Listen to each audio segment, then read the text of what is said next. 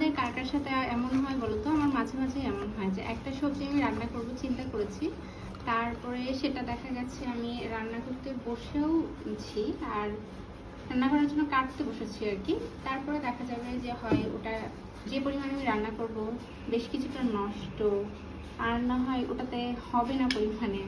আজকেও যেমন আমি চিন্তা করছিলাম যে করলাটা ভাজি করব, পরে করলা কাটতে বসে দেখি কি যে করলা মাত্র একটা ভালো, বাকি সবগুলোর ভেতরে নষ্ট হয়ে গেছে।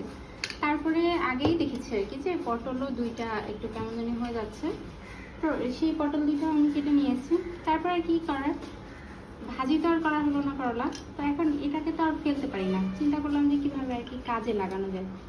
তারপরে এই তো এটা সুন্দর মতো আমি কয়েকটা কাঁঠালের বিচুই অ্যাড করলাম, একটা আলু অ্যাড করলাম, করে এখন এটাকে হাতে মাখিয়ে ভাবছি যে একেবারে অল্প আছে রান্না করব, দেখা যাক মজা হয় কিনা। আশা করছি মজাই হবে খেতে।